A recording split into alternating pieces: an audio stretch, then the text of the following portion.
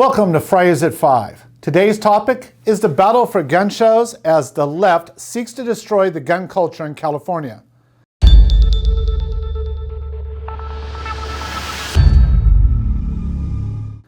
But first, let's talk about some things that some people have called in on this show and want me to explain. I am not anti or pro-Democrat, anti or pro-Republican. I am pro the Second Amendment. And there are people in both political parties that believe in the Constitution of the United States and believe in the Second Amendment, even in Sacramento. That's right. We have friends who are Democrats and friends who are Republicans. Also understand, we have people that do not support the Second Amendment in both parties.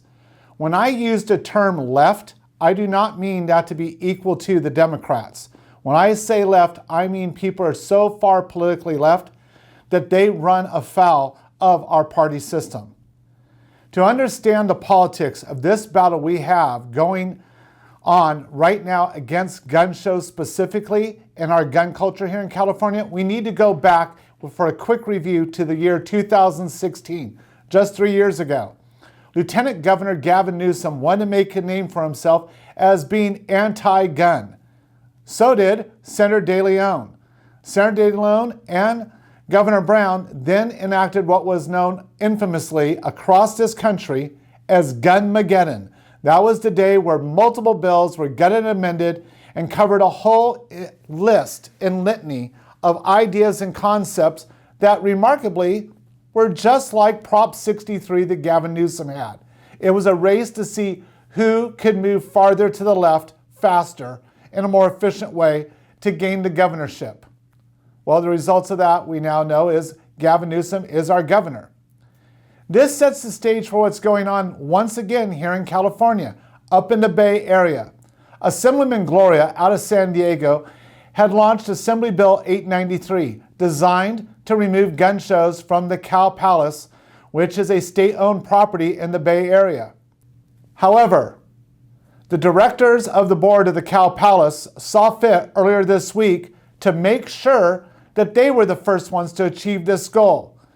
Now, if one was to sit back, you would realize several things. The first, this has absolutely nothing to do with anything more than positioning for the upcoming 2020 elections, because every assembly person reruns every couple of years.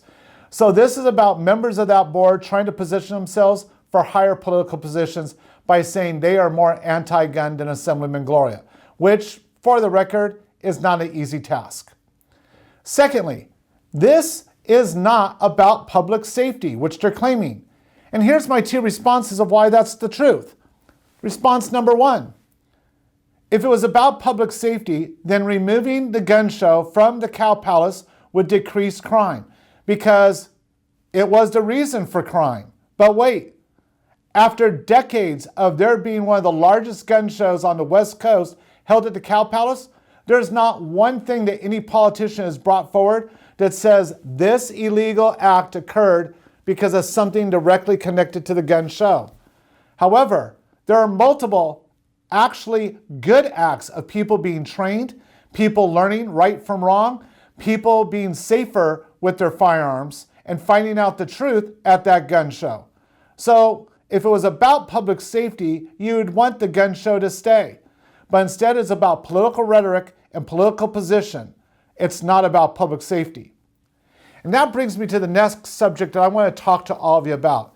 Because we as law-abiding gun owners need to start becoming a little bit more vocal, like a lot of more vocal. And here's why. You and I have to realize that we have spent $70 million in taxpayers' monies through our former Attorney General, Kamala Harris, our now U.S. Senator from this state, and our current Attorney General, Xavier Becerra, on what is known as the Armed Prohibited Person System, or APS. That program is specifically designed to increase public safety by removing firearms that are illegally owned by felons. Okay, so most people, when we're talking like this, say, well, Rick, what is that, a couple dozen? No, get this, it's 23,222 people as of the 1st of March of this year. That's 23,222 possible felons that are not possible, they are felons, but people that possibly could go off the deep end and do harm, and law enforcement knows where they live, the firearms that they own, and where they're at, so they could go get them. But they've only seen fit to go after 6 of them over the last few months. So instead of coming after law-abiding gun owners, doesn't California citizens really want our wonderful Attorney General and his law enforcement branches to be going after the known criminals with the known weapons and get them off the streets first and then see where crime goes? It seems like we put $70 million of our taxpayers' money and more each day. We need to get on top of this and ask for results, not just political rhetoric. And now to better news. This past weekend, I was very proud of the California Rifle Pistol Association and multiple other groups who showed up at Rahaga's Sports Complex in Norco, California. Why? Because we had hundreds of people learn how to shoot firearms for the first time. They came out in the public, enjoyed a wonderful day of eating, being able to try different foods, being able to try different activities from zip lines to helicopter rides. They also got to go out and see what four-wheel drive vehicles were like, what they can and can't do.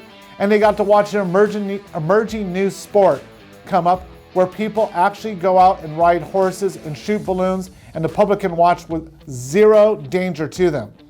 All of these different people came together from different walks of life, just like yours and mine and your neighbors. And there were 0 accidents, 0 injuries, but a lot of fun that was to be had that day. And I want to thank everyone that participated. And for those of you who couldn't make it out this year, we look forward to seeing you next year at that event and others we hold throughout the state. And before I close, I want to go to the city of Glendora, California, to talk to the people at Exotic Pistol Grips with Heather. Heather? Hey guys, we're here at Exotic Pistol Grips in Glendora in LA County with Adam and Jeff. So thank you so much for having us here today. Thanks for having us with you. Can you tell us a little bit about your shop?